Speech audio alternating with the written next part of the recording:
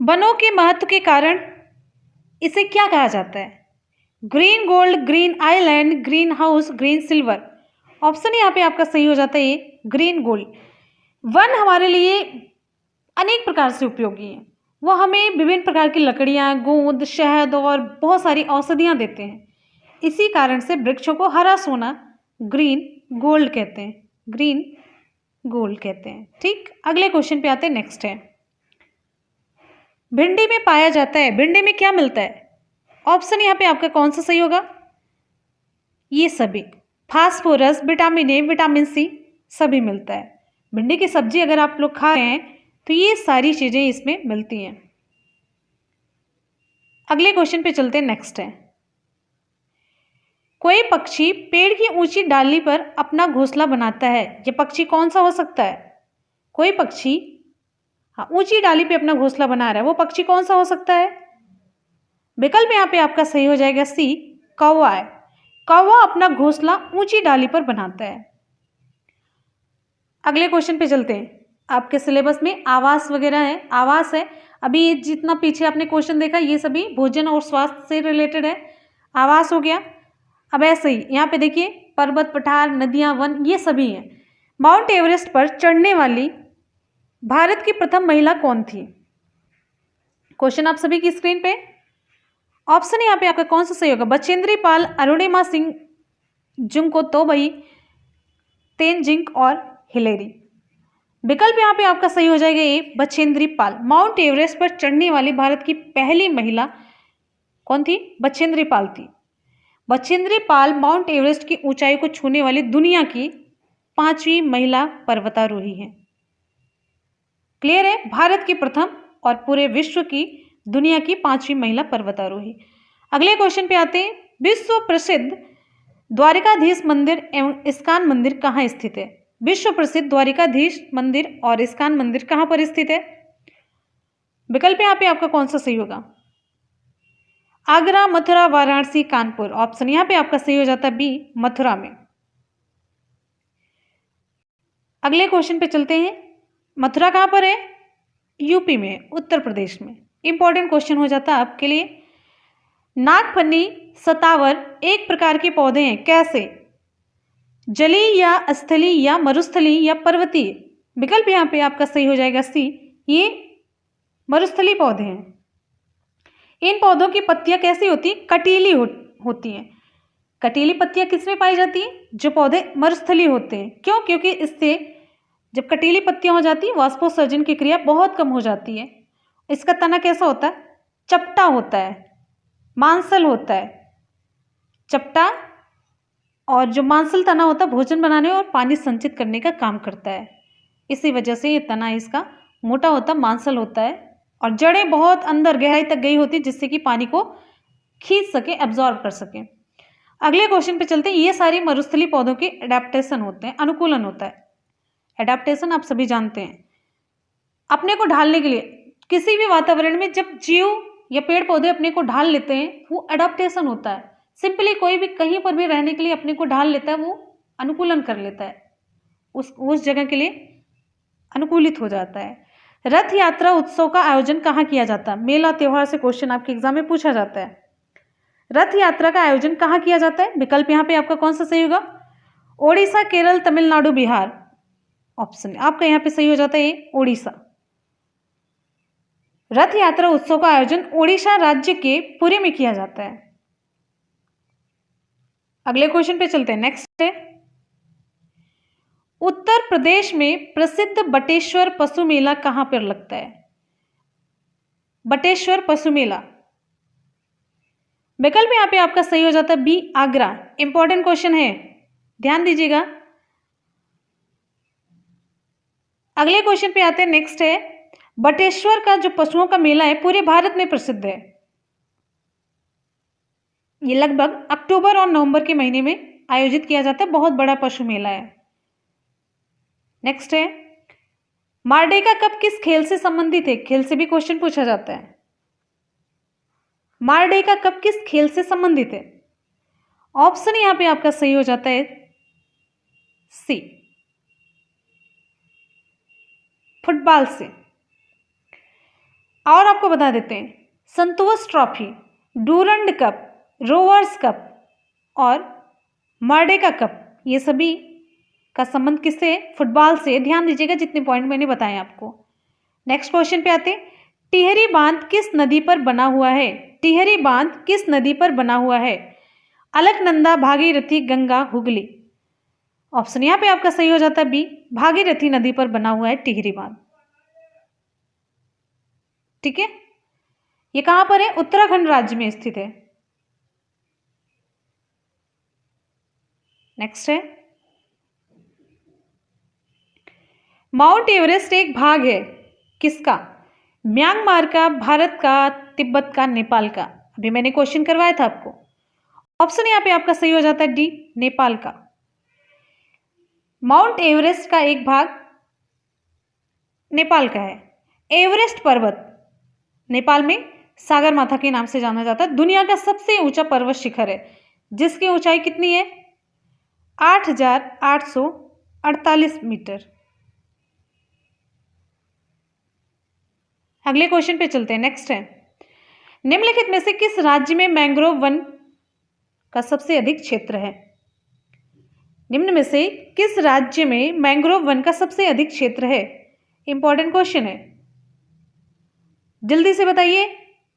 बहुत ही बढ़िया। ऑप्शन यहाँ पे आप, निम्नलिखित में से किस राज्य में मैंग्रोव वनों का सबसे अधिक क्षेत्र है?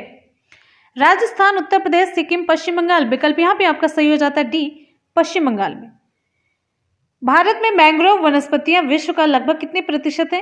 5% है। अगले क्वेश्चन पे चलते हैं। अगला क्वेश्चन है, भारत के किस राज्य में सर्वाधिक वन है?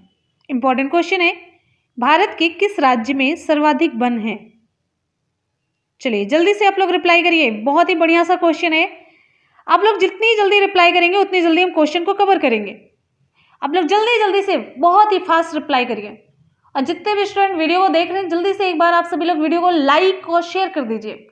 सभी दोस्तों में, जितने भी आपके रिलेटिव पढ़ने वाले लोग हैं, सभी तक आप लोग इस चैनल को पहुंचाइए। आप ही लोगों के लिए प्रयास हो रहा है, आप ही लोगों के लिए मेहनत की जा रही है।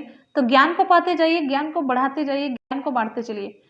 ऑप्शन यहाँ पे आपका सही हो जाता है बी, मध्य प्रदेश। अगला क्वेश्चन आप सभी की स्क्रीन पे, कटीली झाड़ियां पाई जाती हैं। ऑप्शन यहाँ पे आपका कौन सा सही होगा? ध्यान से देखिएगा, बहुत ही बढ़िया सा क्वेश्चन है, स्टैंडर्ड लेवल का क्वेश्चन है। थोड़ा सा टफ हो जाता है यहाँ पे क्वेश्चन। ऑप्शन आपका यहाँ पे सही हो जाता है बी, गर्म और शुष्क मरुस्थलीय जलवायु में कटीली झाड़ियां पाई जाती हैं।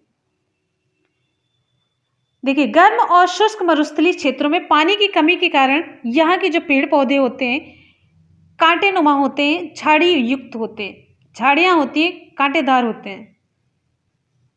इनकी जो पत्तियां होती हैं, मरुस्थलीय पौधों की पत्तियां नुकीली हो जाती हैं, जिससे कि वाष्पोत्सर्जन की दर घट जाती है और पौधे लंबे समय तक अपनी नमी बरकरार रख पाते हैं। ऑप्शन यहाँ पे आपका सही हो जाता है बी। अगले क्वेश्चन पे आ जाते हैं। नेक्स्ट है आपका क्वेश्चन, दक्षिण गंगोत्री क्या है? क्वेश्चन पूछा जा रहा है, दक्षिण गंगोत्री क्या है? कोई नदी घाटी है, या अंटार्कटिका में स्थित स्वचालित स्टेशन है, या गंगा नदी का दूसरा स्रोत है, या फिर भारतीय समुद्र में स्थित द्वीप है? विकल्प यहाँ पे आपका सही हो जाता है बी, अंटार्कटिका में स्थित स्वचालित स्टेशन है। दक्षिण गंगोत्री के बारे में थोड़ा सा और पॉइंट जान लेते हैं। दक्षिण गंगोत्री भारत का पहला अंटार्कटिका में स्थित स्वचालित स्टेशन है, जिसकी स्थापना कब हुई थी? तीसरे भारतीय अभियान के दौरान 1983-84 के दौरान हुई थी। इसका नाम दक्षिण गंगोत्री ग्लेशियर के नाम पर रखा गया था। अगले क्वेश्चन पे चलते हैं। नेक्स्ट है, भारत का दैनिक मौसम मानचित्र कहाँ तैयार तथा छापा जाता है? भारत का दैनिक मौसम मानचित्र कहाँ पर तैयार किया जाता है और कहाँ पर प्रिंट किया जाता है? कोलकाता, मुंबई, नई दिल्ली, पुणे। विकल्प यहाँ पे आपका सही हो जाता है डी, पुणे। पुणे शहर में ये तैयार किया जाता है। अगले क्वेश्चन पे चलते हैं। नेक्स्ट है, मणि पर्वत कहाँ स्थित है? मणि पर्वत, आपको एक स्टोरी बताएंगे यहाँ पे थोड़ी सी। तो विकल्प यहाँ पे आपका कौन सा सही हो जाता है? अयोध्या। ऐसा माना जाता है कि संजीवनी बूटी ले जाते समय भारत के बाणों से जब हनुमान जी घायल होकर के जिस स्थान पर गिरे थे तो उनके द्वारा ले जाया जाने वाला पर्वत, उसका कुछ हिस्सा गिर गया था। उसी से एक पर्वत निर्मित हुआ था जिसे मणि पर्वत के नाम से जाना जाता है। ये कहां पर है? ये पर्वत अयोध्या में है। अगले क्वेश्चन पे चलते हैं। नेक्स्ट है, उत्तर प्रदेश में सबसे अधिक वन क्षेत्रफल वाला जिला कौन सा है? बहुत ही बढ़िया सा इंपॉर्टेंट क्वेश्चन आप सभी के लिए हो जाता है, मार्क करिए, मोस्ट इंपॉर्टेंट क्वेश्चन। विकल्प यहाँ पे आपका सही हो जाता है बी, सोनभद्र। ध्यान दीजिएगा, ऑप्शन आपका सही हो जाता है बी, सोनभद्र। उत्तर प्रदेश के सर्वाधिक वन क्षेत्रफल वाले जिले कौन से हैं? पहला है सोनभद्र, दूसरा है लखीमपुर खीरी, तीसरा है आपका मिर्जापुर, चौथा है पीलीभीत, पांचवा है चित्रकूट। अगले क्वेश्चन पे चलते हैं। नेक्स्ट है, राष्ट्रीय गीत के रचयिता हैं कौन है? बंकिम चंद्र चट्टोपाध्याय, रविन्द्रनाथ टैगोर में से कंफ्यूज नहीं करना, ऑप्शन आपका यहाँ पे सही हो जाएगा, ये बंकिम चंद्र चटर्जी या बंकिम चंद्र चट्टोपाध्याय। देखिए, राष्ट्रीय गीत आपका वंदे मातरम है, राष्ट्रगान आपका जन गण मन है। ठीक है, तो दोनों की रचना, राष्ट्रीय गीत बंकिम चंद्र चटर्जी और राष्ट्रगान रविन्द्रनाथ टैगोर ने, दोनों की रचना अलग अलग है, दोनों चीजें अलग अलग, कंफ्यूज नहीं करना आपको। अगले क्वेश्चन पे आ जाते हैं। नेक्स्ट आपका क्वेश्चन है, राष्ट्रपति द्वारा राज्यसभा में कितने सदस्य मनोनीत होते हैं? बहुत ही इंपॉर्टेंट क्वेश्चन है, जल्दी से बताइए आप सभी लोग। विकल्प यहां पे आपका सही हो जाता है 12। राज्यसभा संसद का ऊपरी सदन होता है, इसका सभापति कौन होता है? उपराष्ट्रपति होता है। राज्यसभा के सदस्यों की संख्या अधिकतम कितनी होती है? 250। इनमें से 12 सदस्यों को राष्ट्रपति द्वारा मनोनीत किया जाता है। और यह व्यवस्था कहां से ली गई है? आयरलैंड के संविधान से ली गई है। राज्यसभा में जो सदस्य मनोनीत होते हैं वो किस किस क्षेत्र के होते हैं? कला के, विज्ञान, समाज सेवा आदि फील्ड से इनको लिया जाता है। अगले क्वेश्चन पे आते हैं, जिला पंचायत का सचिव, जिला पंचायत का सचिव होता है कौन? इंपॉर्टेंट क्वेश्चन है, जल्दी से आप लोग रिप्लाई करिए। ग्राम विकास अधिकारी, मुख्य विकास अधिकारी, उपजिला अधिकारी या तहसीलदार? ऑप्शन यहाँ पे आपका सही हो जाता है मुख्य विकास अधिकारी। जिला पंचायत का सचिव मुख्य विकास अधिकारी होता है। ठीक है, अगले क्वेश्चन पे चलते हैं। नेक्स्ट है, जिला पंचायत का सचिव जिले का मुख्य विकास अधिकारी, पंचायती राज अधिकारी होता है।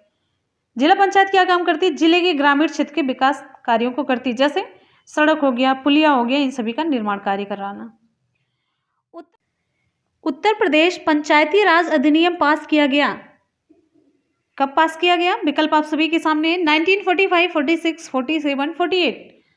विकल्प यहाँ पे आपका सही हो जाता है सी, 1947 को। स्वतंत्रता के बाद संयुक्त प्रांत उत्तर प्रदेश में पंचायतों के लिए उत्तर प्रदेश पंचायती राज अधिनियम 1947 पास किया गया और 15 अगस्त 1947 से पंचायतों की स्थापना शुरू हो गई। कब? 15 अगस्त 1947 से। अगले क्वेश्चन पे चलते हैं। नेक्स्ट आपका क्वेश्चन आप सभी की स्क्रीन पे, पर्यावरण संरक्षण के लिए पृथ्वी सम्मेलन कब और कहां हुआ? क्वेश्चन आप सभी की स्क्रीन पे, जल्दी से आप लोग रिप्लाई करिए। वेरी गुड, ऑप्शन यहां पे आपका सही हो जाता है 1992 में रियो डी जेनेरियो में। 1992 में ब्राजील के रियो डी जेनेरियो शहर में विश्व के 172 देशों ने पृथ्वी सम्मेलन का आयोजन किया था और सभी राष्ट्रों को पर्यावरण संरक्षण पर ध्यान आकर्षित करने के लिए उस सम्मेलन में जोर दिया गया था। अगले क्वेश्चन पे चलते हैं। नेक्स्ट हमारा क्वेश्चन कौन सा है? निम्नलिखित में से कौन सी गैस जलवायु परिवर्तन के लिए जिम्मेदार है? आपको यहाँ पे बताना है निम्नलिखित में से कौन सी गैस जलवायु परिवर्तन के लिए जिम्मेदार है। ऑप्शन आपका यहाँ पे कौन सा सही होगा? एक क्वेश्चन आपका ग्रीन हाउस गैस से, एक नहीं 2-3 क्वेश्चन पूछे जाते हैं। विकल्प यहाँ पे आपका सही हो जाता है कार्बन डाइऑक्साइड और मीथेन। अगले क्वेश्चन पे आ जाते हैं। नेक्स्ट आपका क्वेश्चन है, भारत में हॉट स्पॉट स्थल कौन कौन है? विकल्प यहाँ पे आपका सही हो जाता है, विकल्प में एक एक ही है, तो भारत में हॉट स्पॉट स्थल कौन है आपको बताना है। विकल्प यहाँ पे आपका सही हो जाता है सी, पूर्वी हिमालय। भारत के प्रमुख हॉटस्पॉट स्थलों में शामिल है कौन कौन? पूर्वी हिमालय और पश्चिमी घाट। अगले क्वेश्चन पे आ जाते हैं। नेक्स्ट है, भारत में राष्ट्रीय हरित न्यायाधिकरण की स्थापना कब की गई? 2012, 14, 2010, 2008। विकल्प यहाँ पे आपका सही हो जाता है सी, 2010। राष्ट्रीय हरित न्यायाधिकरण 2010 को 2 जून 2010 को राष्ट्रपति ने स्वीकृति दी थी। यह न्यायाधिकरण वायु और जल प्रदूषण, पर्यावरण प्रदूषण और वन संरक्षण अधिनियम, जैव विविधता, इन सबसे जुड़े सभी पर्यावरणीय मामलों का निपटारा करता है। ये क्वेश्चन पूछा जाता है कि इसका काम क्या है? अभी जो मैंने बताया वही है। अगले क्वेश्चन पे चलते हैं। जितने पॉइंट हम बताते हैं आप लोग नोट करते चलिए अपने दिमाग में, ज़्यादा टफ लगे तो अपने नोट्स में। एनसीईआरटी की किस पत्रिका द्वारा पर्यावरण शिक्षा का प्रचार प्रसार किया गया? अगले क्वेश्चन पे आ जाते हैं। नेक्स्ट है आपका विकल्प यहाँ पे आपका सही हो जाता है बी, स्कूल साइंस। एनसीईआरटी की स्कूल साइंस पत्रिका द्वारा पर्यावरण शिक्षा का प्रचार प्रसार किया गया। अगला क्वेश्चन आप सभी के लिए है, पर्यावरणीय शिक्षा का उद्देश्य क्या है? विकल्प यहाँ पे कौन सा सही होगा? अब यहाँ पे ऑप्शन आपका सही हो जाता है पर्यावरण की सुरक्षा तथा संरक्षण। पर्यावरण शिक्षा का मुख्य उद्देश्य है कि छात्रों को पर्यावरण के प्रति जागरूक किया जाए ताकि वे पर्यावरण की सुरक्षा और उसके संरक्षण के प्रति जागरूक हो सकें और स्वयं को उससे जोड़ सकें। अगले क्वेश्चन पे आ जाते हैं। नेक्स्ट है, राष्ट्रीय साक्षरता मिशन की शुरुआत निम्नलिखित में से किस राज्य से की गई? राष्ट्रीय साक्षरता मिशन की शुरुआत निम्नलिखित में से किस राज्य से की गई? इंपॉर्टेंट क्वेश्चन है। विकल्प यहाँ पे आपका है गोवा, बिहार, केरल, महाराष्ट्र। ऑप्शन यहाँ पे आपका सही हो जाता है सी, केरल से। राष्ट्रीय साक्षरता मिशन भारत सरकार ने निरक्षरता को दूर करने के लिए शुरू किया और इसकी स्थापना कब हुई? 5 मई 1988 को, 5 मई 1988 को राष्ट्रीय साक्षरता मिशन की स्थापना की गई और इसका प्रारंभ 1990 में केरल में किया गया और अब इसे उन राज्यों में चलाया जा रहा है जहां साक्षरता की प्रतिशत दर बहुत कम है, जैसे बिहार हो गया, राजस्थान हो गया। अगले क्वेश्चन पे आ जाते हैं। नेक्स्ट है,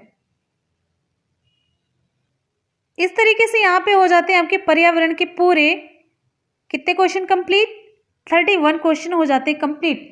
अब इस 31 क्वेश्चन में से आप लोग कितना स्कोर कर पाए कमेंट सेक्शन में आप लोग जल्दी से रिप्लाई करिए। अब चलते हैं अगले सब्जेक्ट की तरफ, दूसरे सब्जेक्ट की तरफ। आप लोग जल्दी जल्दी से वीडियो को लाइक और दोस्तों में शेयर करते रहिए। आपके लाइक से हमें एनर्जी मिलती है, आपका लाइक हमारे लिए पावर बूस्टर की तरह काम करता है। तो चलिए दूसरे टॉपिक की तरफ चलते हैं, दूसरा जो हमारा सब्जेक्ट है। क्वेश्चन आप सभी की स्क्रीन पे, प्रत्युपकार, प्रतिदिन, प्रत्युपदेश में कौन सा उपसर्ग निहित है? आपको बताना है। विकल्प आप सभी के सामने है। ऑप्शन यहाँ पे आपका सही हो जाता है बी, प्रति उपसर्ग। ध्यान दीजिएगा, इंपॉर्टेंट क्वेश्चन है। अगले क्वेश्चन पे आते हैं। नेक्स्ट है आपका, दुस्साहस शब्द का उपसर्ग चुनिए। दुस्साहस में कौन सा उपसर्ग है? ऑप्शन यहाँ पे आपका सही हो जाता है दुस उपसर्ग है। अगले क्वेश्चन पे चलते हैं। नेक्स्ट है, इनमें से किस वाक्य में कर्मवाच्य है? आपको बताना है इनमें से किस वाक्य में कर्मवाच्य है। विकल्प यहाँ पे आपका कौन सा सही होगा? चारों विकल्प आप लोग पढ़ लीजिए आराम से। ऑप्शन यहाँ पे आपका सही हो जाता है चिट्ठी भेजी गई। हमारा अगला क्वेश्चन आप सभी की स्क्रीन पे आगत शब्द से संबंधित है। आगत शब्द किससे संबंधित है? ये विदेशी है, देशी है, तत्सम है या तद्भव है? विकल्प यहाँ पे आपका सही हो जाता है विदेशी शब्द। हमारा अगला क्वेश्चन है आप सभी की स्क्रीन पे, ध्यान से आप सभी लोग फास्ट रिप्लाई करते रहिए और जितने भी स्टूडेंट हमारे देख रहे हैं एक बार जल्दी से आप सभी लोग वीडियो को लाइक करिए फटाफट से। बहुत ही बढ़िया, एक लाइक और एक शेयर आप लोग कर दिया करिए। चलिए अगले क्वेश्चन पे आ जाते हैं। फुल कॉन्सेंट्रेशन आपका क्वेश्चन पे होना चाहिए बिना डाइवर्ट हुए। चलिए क्वेश्चन है, भूखे को अन्न दी और प्यासे को जल वाक्य में किस प्रकार का कारक है? संप्रदान, अपादान, संबंध, अधिकरण। विकल्प यहाँ पे आपका सही हो जाता है संप्रदान। देने के अर्थ में संप्रदान प्रयुक्त होगा। अगला क्वेश्चन है, निम्न शब्दों में से पुल्लिंग शब्द का चयन कीजिए। आपको पुल्लिंग शब्द चुनना है यहां से। ऑप्शन यहां पे आपका कौन सा सही होगा? सूची, पत्र, किताब, गंगा, संसद। ऑप्शन यहां पे आपका सही हो जाता है ये सूची, पत्र। कर्म कारक के लिए अगला क्वेश्चन है, कर्म कारक के लिए प्रयुक्त होने वाला चिन्ह कौन सा है? कर्ता ने, कर्म, को। ऑप्शन आपका यहां पे सही हो जाता है डी, को है। राष्ट्र की भाववाचक संज्ञा क्या होगी? राष्ट्र की भाववाचक संज्ञा आपको बनाना है। ऑप्शन यहां पे आपका सही हो जाता है राष्ट्रीयता। राष्ट्रीयता भाववाचक संज्ञा है। हमारा नेक्स्ट क्वेश्चन आप सभी की स्क्रीन पे, रमा विद्यालय से घर जाती है। रमा विद्यालय से घर जाती है, इसमें कारक कौन सा है? विद्यालय से अलग हो रही है। विकल्प यहां पे आपका सही हो जाता है अपादान। अगले क्वेश्चन पे हम चलते हैं। नेक्स्ट है, भवानी शब्द को पुल्लिंग में बदलें। भवानी शब्द को पुल्लिंग में बदलना है तो क्या होगा? भवा, भवानी, भव, सभी गलत। ऑप्शन यहां पे आपका सही हो जाता है सी, भवानी शब्द का पुल्लिंग भव होगा। नेक्स्ट हमारा क्वेश्चन है, पवन शब्द में कौन सी संधि है? संधि हम पूरा करवा चुके हैं। आप जितनी भी संधि देखेंगे कभी भी, सब कुछ आपको उसी वीडियो में मिल जाएंगे। लिंक हम आपको नीचे डिस्क्रिप्शन बॉक्स में दे देंगे, आप लोग देख लीजिएगा। पवन शब्द में कौन सी संधि है? विकल्प यहां पे आपका सही हो जाता है सी, अयादि संधि। इसका संधि विच्छेद क्या होगा? पोधन अन होगा। अगले क्वेश्चन पे आ जाते हैं। नेक्स्ट आपका क्वेश्चन है, उज्ज्वल में प्रयुक्त संधि। उज्ज्वल की संधि आपको बतानी है। गुण है, व्यंजन है, विसर्ग है, दीर्घ है। विकल्प यहां पे आपका सही हो जाता है, ऑप्शन यहां पे आपका सही हो जाएगा बी, व्यंजन संधि। उज्ज्वल में व्यंजन संधि है, इसका संधि विच्छेद उत्धन ज्वल होगा। अगले क्वेश्चन पे आते हैं। नेक्स्ट है आपका, निम्नलिखित में से वृद्धि स्वर संधि किस शब्द में है? वृद्धि स्वर संधि किस शब्द में है? आपको यहां पे वृद्धि स्वर संधि बनाना है। रजनीश, यतीन्द्र, महोषधि, सुधार्थी। विकल्प यहां पे आपका सही हो जाता है बी, महोषध। अगले क्वेश्चन पे आते हैं। नेक्स्ट आपका क्वेश्चन है, सदाशय। सदाशय का सही संधि विच्छेद आपको बताना है। ये सारे क्वेश्चन हम करवा चुके हैं, महोषध, सदाशय, उज्ज्वल, पवन, ये सभी। ऑप्शन यहां पे आपका कौन सा सही होगा? सदाशय। विकल्प यहां पे आपका सही हो जाता है सी, सतधन आशय। इसमें कौन सी संधि है? व्यंजन संधि। अगले क्वेश्चन पे चलते हैं। नेक्स्ट है आपका, नवोढ़ा का संधि विच्छेद आपको बताना है। नवोढ़ा का संधि विच्छेद। विकल्प आप सभी के सामने, ये भी सारे क्वेश्चन हम संधि से रिलेटेड एक ही टॉपिक में कवर कर चुके हैं। विकल्प यहां पे आपका सही हो जाता है सी, नवधन ऊढ़ा। ध्यान दीजिएगा, नवधन ऊढ़ा। इसमें आ और ऊ मिलकर के क्या हो जा रहा है? ओ हो जा रहा है। तो यहां पे कौन सी संधि है? गुण संधि है। क्लियर है? अगले क्वेश्चन पे चलते हैं। नेक्स्ट आपका क्वेश्चन है, महाजन शब्द में समास क्या है? महाजन शब्द में आपको समास बताना है। ऑप्शन यहां पे आपका कौन सा सही होगा? विकल्प यहां पे आपका सही हो जाता है कर्मधारय समास। महाजन शब्द में कर्मधारय समास है। महान है जो जन। अगले क्वेश्चन पे चलते हैं। भर पेट में कौन सा समास है? आपको भर पेट में समास बताना है, ये खूब पूछा जाता है। अव्ययी भाव, तत्पुरुष, कर्मधारय या द्वंद्व। ऑप्शन यहां पे आपका सही हो जाता है ए, अव्ययी भाव समास। जिस समास का पहला पद प्रधान हो और अव्यय भी हो उसे क्या कहेंगे? अव्ययी भाव समास। भर पेट, पेट भरकर।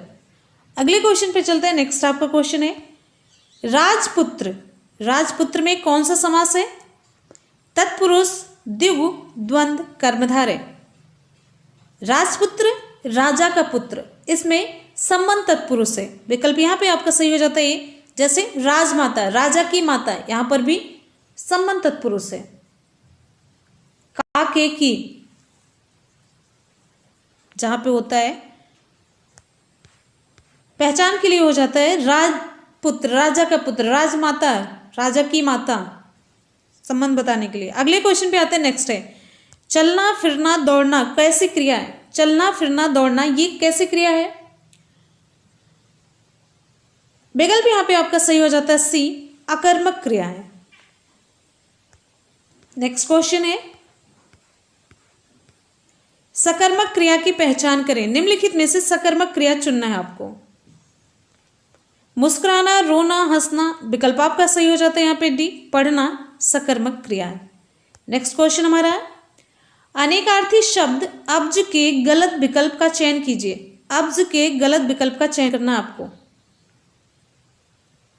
विकल्प यहां पे आपका सही हो जाता है सी, मेघ। नेक्स्ट है कौन सा शब्द अर्क का अनेकार्थी नहीं है?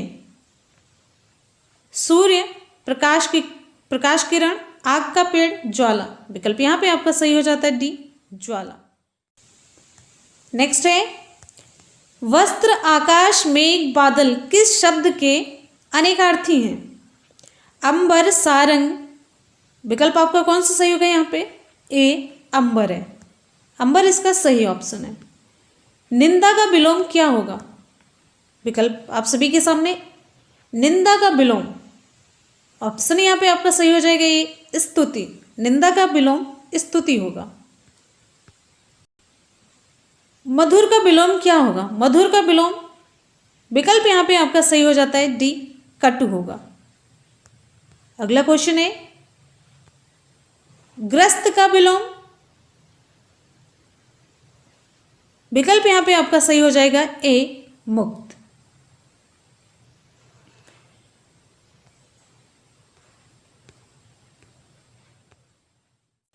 हिंदी के पूरे क्वेश्चन हो जाते हैं यहाँ पे कंप्लीट। अब हम लोग चलते हैं संस्कृत की पोर्शन की तरफ। संस्कृत सब्जेक्ट कवर करेंगे और स्टूडेंट जितने भी हमारे अभी वीडियो को देख रहे हैं, एक बार वीडियो को लाइक और दोस्तों में शेयर करना बिल्कुल भी ना भूलें। एक लाइक और एक शेयर जल्दी से। चलिए अगले क्वेश्चन पे आ जाते हैं संस्कृत के। दा धातु के लोट लकार के प्रथम पुरुष एक वचन का रूप होता है, क्या होता है? ददातु, दत्तात, देह, दत्तात, ददतु या दत्त। ऑप्शन ए आपका यहाँ पे सही हो जाता है ददातु या दत्तातु। दा धातु के लोट लकार के प्रथम पुरुष एक वचन में ददातु अथवा दत्तात, द्विवचन में क्या प्रयोग होता है? दत्ताम, बहुवचन में ददत, ये रूप प्रयोग होता है। पुतली का संस्कृत में अर्थ क्या होगा? कनिष्ठिका, कनीनिका, दंतपाली, सीमंतम। ऑप्शन यहाँ पे आपका सही हो जाता है बी, कनीनिका। पुतली का संस्कृत में अर्थ कनीनिका है। दंतपाली किसको कहते हैं? मसूड़े को कहते हैं। सीमंतम मांग को कहते हैं और कनिष्ठिका छोटी उंगली को कहते हैं। विद्यालयम परितः उद्यानम अस्ति, इस वाक्य में परितः है संज्ञा, अव्यय, उपसर्ग, द्वितीय विभक्ति। ऑप्शन यहाँ पे आपका सही हो जाता है बी, अव्यय। इस वाक्य में परितः यानी कि चारों ओर अव्यय है, जिसका अर्थ है विद्यालय के चारों ओर क्या है? बगीचा है।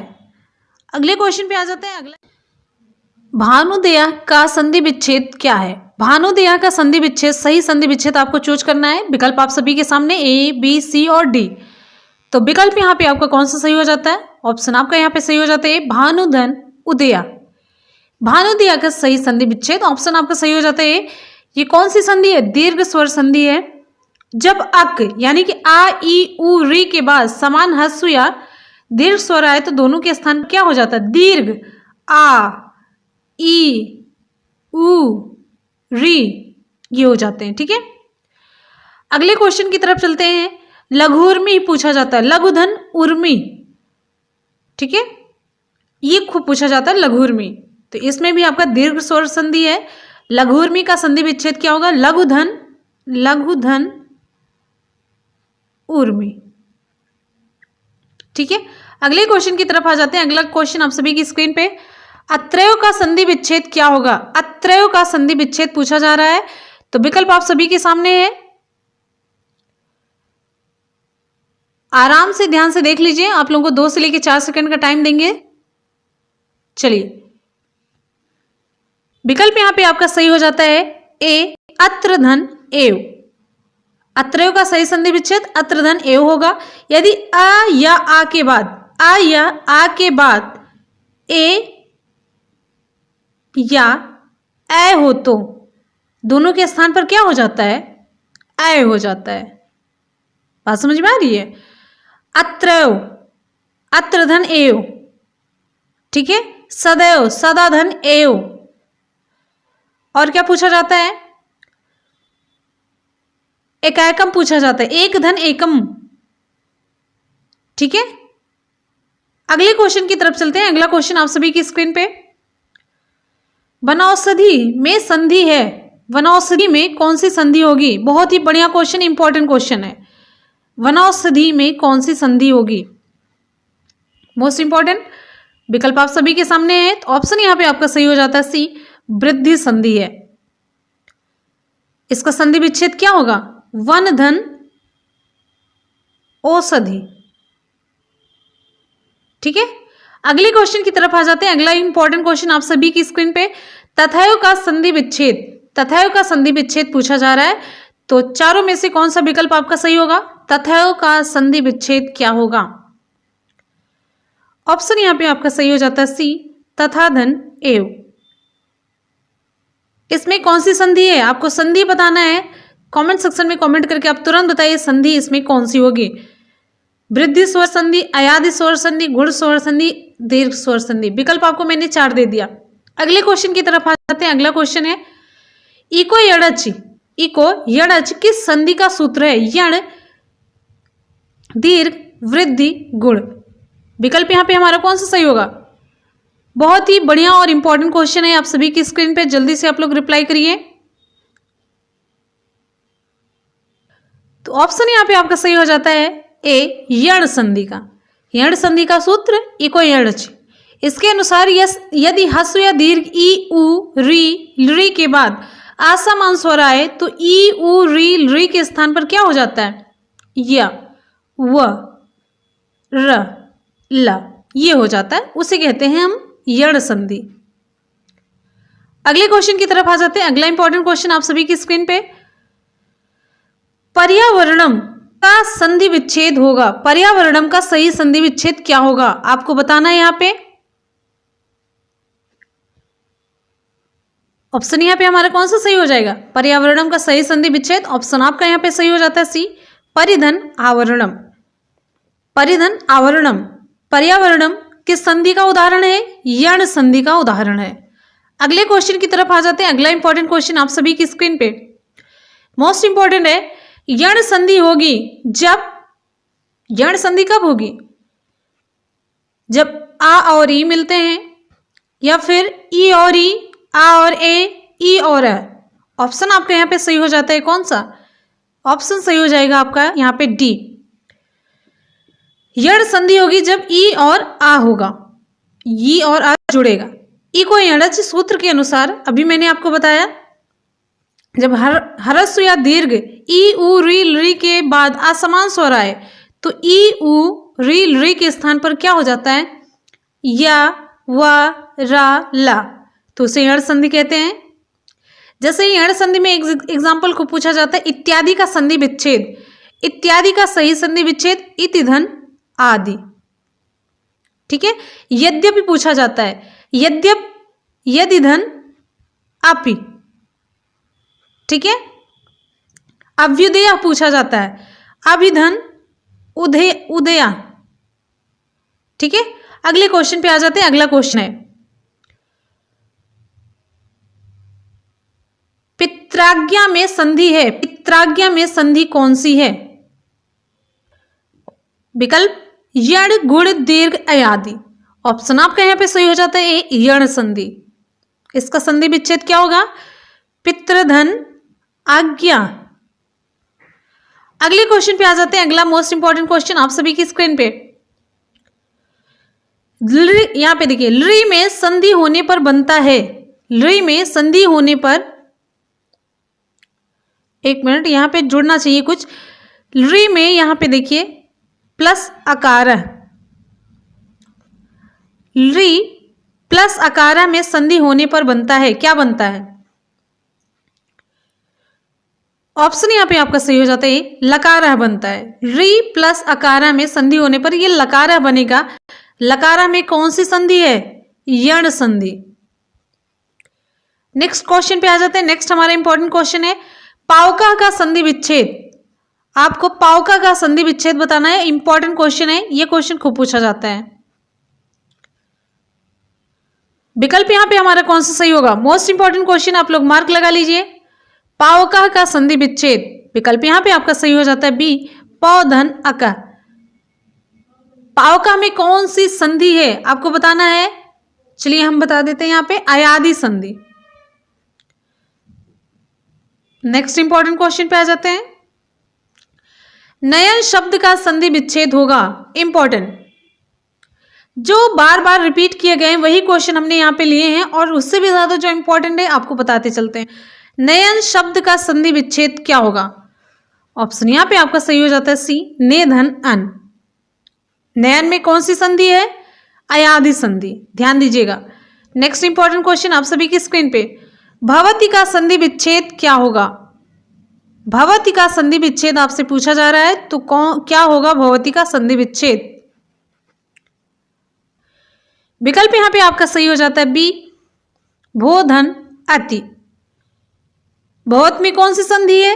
अयादि, इंपॉर्टेंट। अगला मोस्ट इंपॉर्टेंट क्वेश्चन है नायिका का संधि विच्छेद आपको बताना है। ये सारे क्वेश्चन मोस्ट इंपॉर्टेंट है, सारे रिपीट किए हुए क्वेश्चन, बहुत रिपीट किए जाते हैं ये सभी। नायिका का सही संधि विच्छेद, ऑप्शन आपका यहाँ पे सही हो जाता है डी, नय धन अक। नय धन अक, यदि अ के बाद कोई स्वर हो तो उसके स्थान पर क्या हो जाता है? आय हो जाता है। जैसे गैधन अक, गायिका का भी पूछा जाता है, गैधन अक, गैधन अक क्या हो जाएगा? गायिका। अगले क्वेश्चन पे आ जाते हैं। नेक्स्ट इंपॉर्टेंट क्वेश्चन है हल संधि होती है जब, ऑप्शन यहां पे आपका कौन सा सही होगा? स्वर के बाद व्यंजन आए, या स्वर के बाद स्वर आए, या व्यंजन के बाद व्यंजन आए, या इनमें से कोई नहीं। तो विकल्प आपका यहाँ पे सही हो जाता है सी, व्यंजन के बाद व्यंजन आए, यानी कि व्यंजन वर्ण के साथ व्यंजन वर्ण के मेल को व्यंजन या हल संधि कहते हैं। ऑप्शन यहाँ पे आपका सही हो जाता है सी। नेक्स्ट इंपॉर्टेंट क्वेश्चन पे आ जाते हैं। अगला क्वेश्चन आप सभी की स्क्रीन पे,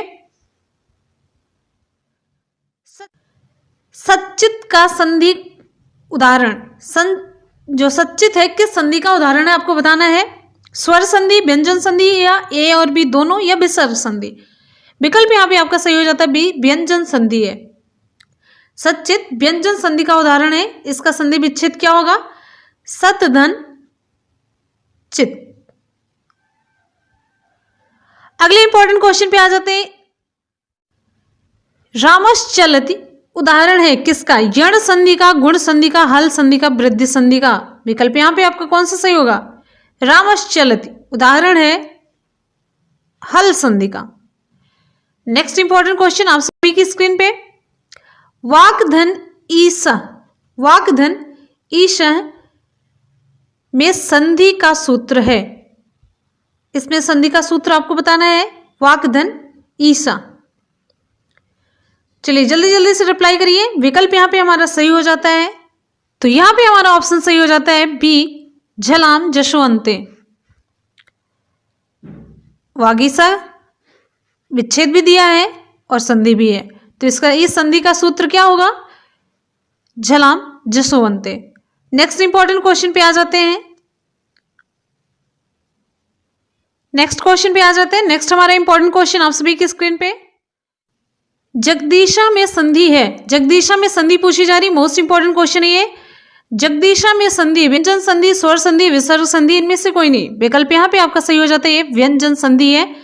जगदीशा में व्यंजन संधि। जगदीशा का संधि विच्छेद आपको बताना है क्या है? इंपॉर्टेंट क्वेश्चन है, जगदीशा का संधि विच्छेद पूछ लिया जाता है, तो जगत धन ईशा, ठीक है, ये हो गया जगदीशा। नेक्स्ट इंपॉर्टेंट क्वेश्चन पे आ जाते हैं। अगला क्वेश्चन आप सभी की स्क्रीन पे, मनोरथा का संधि विच्छेद है। मनोरथा का संधि विच्छेद आपको बताना है, बहुत इंपॉर्टेंट क्वेश्चन है ये। चलिए विकल्प आप सभी के सामने, जल्दी जल्दी से आप लोग रिप्लाई करिए। मोस्ट इंपॉर्टेंट क्वेश्चन आप लोग मार्क कर लीजिए। ऑप्शन यहां पे आपका सही हो जाता है बी, मनस धन रथ। ठीक है, अगले क्वेश्चन पे आ जाते हैं। मनस धन रथ ये मनोरथा का सही संधि विच्छेद है। अगले क्वेश्चन पे आ जाते हैं। नेक्स्ट इंपॉर्टेंट क्वेश्चन आप सभी की स्क्रीन पे, एकोनविंशति, एकोनविंशति को हिंदी में क्या कहते हैं? ऑप्शन यहां पे आपका सही हो जाता है 120, 21, 20, 19। ऑप्शन यहां पे आपका सही हो जाता है डी 19। एकोनविंशति, इसको उनविंशति भी कहते हैं। 19 को एकोनविंशति, उनविंशति या 9, 10, इन सभी को हम हिंदी में 19 कहते हैं। अब 21 को संस्कृत में क्या कहते हैं? एकविंशति। और 20 को क्या कहते हैं? विंशति। एकोनविंशति, विंशति में एक नहीं है, तो इस तरीके से ये 19 हो गया। उनविंशति और 9, 10, ये सभी को हम 19 कहते हैं। अगला क्वेश्चन आप सभी की स्क्रीन पे है। अष्टाविंशति शब्द का क्या अर्थ है? 18, 38, 28, 48। मोस्ट इंपॉर्टेंट क्वेश्चन है। तो यहां पे ऑप्शन हमारा कौन सा सही हो जाएगा? सी ऑप्शन सही हो जाता है 28, 28। 18 को क्या कहते हैं? अष्टादश कहते हैं। 38 को क्या कहेंगे? 38 को, वेरी गुड, अष्टात्रिंशत कहते हैं, अष्टात्रिंशत कहते हैं। और 48 को अष्टाचत्वारिंशत कहते हैं। ठीक है, अगले क्वेश्चन की तरफ चलते हैं। अगला क्वेश्चन आप सभी की स्क्रीन पे, एकोनसप्तति, एकोनसप्तति कौन सी संख्या है? आप सभी जान गए होंगे एकोनसप्तति। वेरी गुड, 79, यहां पे देखिए 79, 71, 70, 69। तो जैसा कि अभी मैंने बताया एकोनसप्तति, सप्तति, 70 में एक नहीं, यानी कि ये ऑप्शन आपका सही हो जाता है डी 69। ठीक है, नेक्स्ट इंपॉर्टेंट क्वेश्चन पे आ जाते हैं। नेक्स्ट इंपॉर्टेंट क्वेश्चन आप सभी की स्क्रीन पे, 80 की संख्या को संस्कृत में क्या कहते हैं? 80 की जो संख्या है उसे संस्कृत में हम क्या कहते हैं? वेरी गुड, ऑप्शन आपके सामने है, देखिए ध्यान से आप लोग ऑप्शन पढ़िए। तो यहां पे आपका ऑप्शन सही हो जाता है ए, अशीति। 80 की संख्या को संस्कृत में अशीति कहते हैं। अष्टादश को क्या कहेंगे? 18। अष्टाविंशति को 28 और अष्टाशीति को क्या कहते हैं? 88। नेक्स्ट इंपॉर्टेंट क्वेश्चन की तरफ आ जाते हैं। नेक्स्ट है, चतुर्शीति किसे कहते हैं? चतुर्शीति किसे कहते हैं? 24, 84, 48, 480। विकल्प यहां पे आपका सही हो जाता है बी 84। ठीक है, 48 को क्या कहते हैं? आप लोग कमेंट करके बताएंगे। नेक्स्ट इंपॉर्टेंट क्वेश्चन है, 99 का संस्कृत शब्दात्मक रूप होगा। 99 का आपको बताना है यहाँ पे 99। ऑप्शन यहाँ पे आपका सही हो जाते हैं 99, 99। ठीक है, 93 को क्या कहते हैं? 93। 98 को क्या कहते हैं? 98। और 90 को क्या कहते हैं? 90। नेक्स्ट इंपॉर्टेंट क्वेश्चन है, नेक्स्ट है, संस्कृत में 10,000 होगा। अयुतम, युतम, सहस्त्रम, लक्षम। ऑप्शन यहां पे आपका सही हो जाता है अयुतम। संस्कृत में 10,000 को क्या कहते हैं? अयुतम कहते हैं। सहस्त्रम को कहते हैं 1,000, लक्षम को कहते हैं 1,00,000। नेक्स्ट इंपॉर्टेंट क्वेश्चन है, संस्कृत में कितने लिंग होते हैं? आपको बताना है संस्कृत में लिंग कितने होते हैं? 2, 3, 4 या 1? बहुत ही आसान सा इंपॉर्टेंट क्वेश्चन है। अब इसमें किसी को गलती नहीं करनी चाहिए। वेरी गुड, चलिए वेट कर लेते हैं।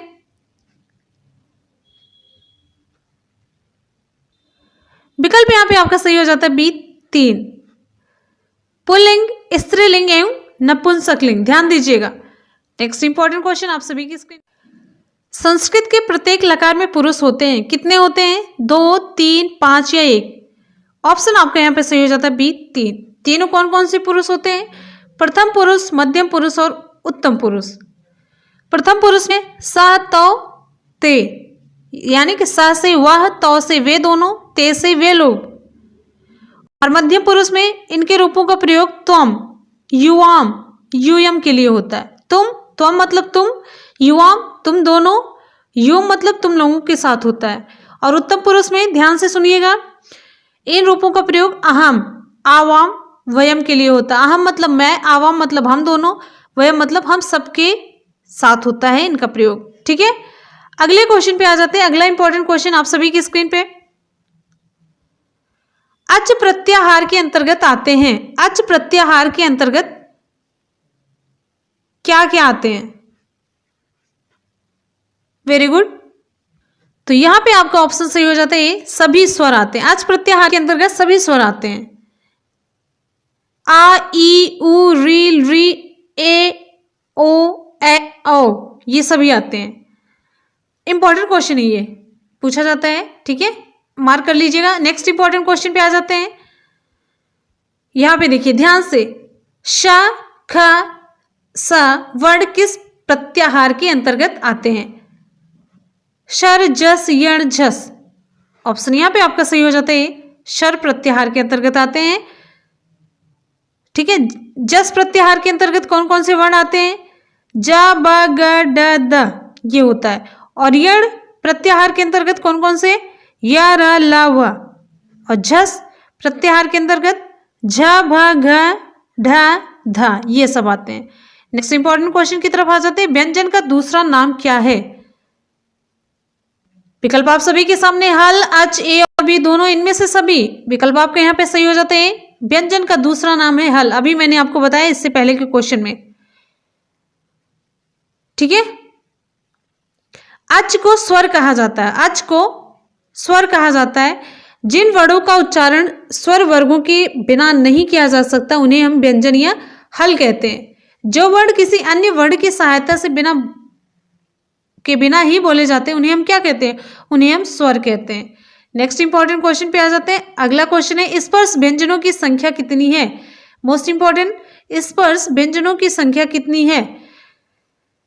25, 20, 35, 52। ऑप्शन यहाँ पे आपका सही हो जाता है 25।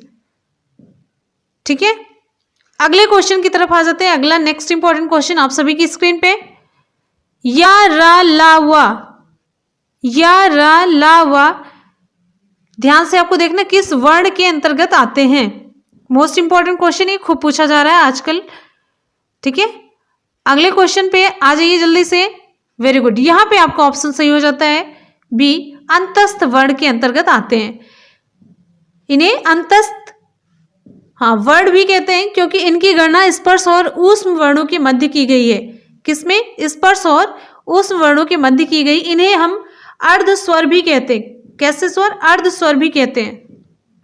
अंतस्थ को अल्पप्राण भी कहा जाता है और इनकी संख्या कितनी है? 4 है। नेक्स्ट इंपॉर्टेंट क्वेश्चन आप सभी की स्क्रीन पे, निम्न, यहाँ पे देखिए उष्ण वर्ण के अंतर्गत कौन सा वर्ण आता है? उष्ण वर्ण के अंतर्गत पूछा जा रहा है। तो ऑप्शन यहाँ पे हमारा कौन सा सही होगा? ऑप्शन सही हो जाता है स। यहाँ पे देखिए श, ख, स है। इनकी संख्या कितनी है? 4 है। उस वर्ण को क्या कहते हैं? महाप्राण भी कहा जाता है। अभी मैंने आपको बताया, ठीक है, अंतस्थ वर्ण को और उस वर्ण को। नेक्स्ट क्वेश्चन है इंपॉर्टेंट, निम्नलिखित में से कौन सा अक्षर संयुक्ताक्षर नहीं है? पूछा जा रहा है कि कौन सा संयुक्ताक्षर नहीं है। अब यहां पे देखिए, ये ऑप्शन आपका सही हो जाता है बी, झ और या। जबकि यहां पे देखिए अब सभी संयुक्ताक्षर हैं। ध्यान से क्वेश्चन देख लीजिए, इसके साथ साथ आपके कई क्वेश्चन तैयार होने वाले। ये छत्रे वाला छ किसका? ये का और स का। ध्यान से देखिए, इसका का प्लस षष्ठी वाला स। फिर त्रा किससे मिलकर के बना है? ता प्लस र। अब यहाँ पे और आपको एक चीज बता देते हैं, ज्ञा किससे मिलकर के बना है? जा प्लस या से। अब यहाँ पे श्र किससे मिलकर के बना है? श प्लस रा से। क्लियर है? अगले क्वेश्चन की तरफ आ जाते हैं। जितना ये पूछा गया था उससे ज्यादा इंपॉर्टेंट क्वेश्चन आपको यहाँ पे बताया गया। नेक्स्ट इंपॉर्टेंट क्वेश्चन आप सभी की स्क्रीन पे, हा का उच्चारण स्थान क्या है? हा का उच्चारण स्थान आप सभी को बताना है। विकल्प यहाँ पे कौन सा सही? कंठ, तालु, दंत, मूर्धा। ऑप्शन यहाँ पे आपका सही हो जाता है एक, कंठ है। ठीक है, नेक्स्ट इंपॉर्टेंट क्वेश्चन पे आ जाते हैं। नेक्स्ट है, या और श का उच्चारण स्थान क्या है? मोस्ट इंपॉर्टेंट है, या और श का उच्चारण स्थान आप सभी को बताना है। विकल्प यहाँ पे आपका सही हो जाएगा कौन सा? तालु, मूर्धा, दंत, दंतोष्ठ में से ऑप्शन आपका यहाँ पे सही हो जाता है। या यहाँ पे देखिए, या और श का उच्चारण स्थान तालु है। नेक्स्ट है ना, यहाँ पे नेक्स्ट क्वेश्चन है, हा का उच्चारण स्थान, हा का उच्चारण स्थान क्या है? कंठ, तालु, दंत, मूर्धा। विकल्प यहाँ पे हमारा कौन सा सही होगा? ऑप्शन यहाँ पे आपका सही हो जाता है कंठ। नेक्स्ट क्वेश्चन पे आ जाते हैं। नेक्स्ट हमारा क्वेश्चन है, अवंती सुंदरी के लेखक हैं। अवंती सुंदरी के लेखक कौन है? दंडी, वाणभट्ट, भट्ट नारायण, अंबिका दत्त, व्यास। ऑप्शन यहाँ पे आपका सही हो जाता है दंडी। अवंती सुंदरी के लेखक कौन है? दंडी है। ठीक है, नेक्स्ट इंपॉर्टेंट क्वेश्चन है, यहाँ पे क्वेश्चन देखिए, साहित्य दर्पण के रचयिता पूछा जा रहा है। साहित्य दर्पण के रचयिता कौन है? आचार्य विश्वनाथ, विद्यार्थी, सागर नदी, सिंह भूपाल। ऑप्शन यहाँ पे आपका सही हो जाता है आचार्य विश्वनाथ। ठीक है, साहित्य दर्पण के रचयिता आचार्य विश्वनाथ है। इनका अलंकार शास्त्र विषयक साहित्य दर्शन है ग्रंथ, बहुत लोकप्रिय है। ठीक है, अगला क्वेश्चन है, नेक्स्ट बहुत ही इंपॉर्टेंट क्वेश्चन है, मोस्ट इंपॉर्टेंट लगा लीजिए, ये खूब पूछा जाता है क्वेश्चन। नाट्य शास्त्र किसकी रचना है? नाट्य शास्त्र किसकी रचना है? मार्क कर लीजिए, भरत मुनि, मोहम्मद विश्वनाथ, जगन्नाथ। ऑप्शन यहाँ पे आपका सही हो जाता है भरत मुनि। उज्ज्वल में प्रयुक्त संधि है। उज्ज्वल में प्रयुक्त संधि कौन सी है? गुण संधि, व्यंजन संधि, विसर्ग या दीर्घ संधि। ऑप्शन यहाँ पे आपका कौन सा सही होगा? आप लोग जल्दी जल्दी से कमेंट सेक्शन में रिप्लाई कीजिए, काफी इंपॉर्टेंट क्वेश्चन है। आज के सवाल में आपका क्वेश्चन है हिंदी से। अगर आप लोगों ने पूरा वीडियो देखा होगा तो आप लोग रिप्लाई जरूर कर पाएंगे, तो जल्दी जल्दी से रिप्लाई कीजिएगा। और आपको क्वेश्चन कैसे लगे हमेशा की तरह फीडबैक देना बिल्कुल भी ना भूलिएगा। आपके फीडबैक का हमें बेसब्री से इंतजार होता है और सभी क्वेश्चन की रिप्लाई आपको कमेंट सेक्शन में करनी है। और जाते जाते आप सभी लोग वीडियो को लाइक और शेयर करके अपना प्यार और विश्वास जरूर दिखाइएगा, जो कि हमारे लिए बहुत ज़रूरी होता है। ठीक है, एक एनर्जी की तरह काम करता है। और सभी तक शेयर करेंगे, सभी तक चैनल पहुंचेगा, ग्रो करेगा और सभी तक नॉलेज पहुंचेगी। ठीक है, बिना आप लोगों के सपोर्ट के हम कुछ भी नहीं कर सकते। तो पढ़ते रहिए, मेहनत करते रहिए, सफलता जरूर मिलेगी। इसी के साथ ही मिलते हैं फिर नेक्स्ट वीडियो में। तब तक के लिए good bye and take care, love you all, thank you.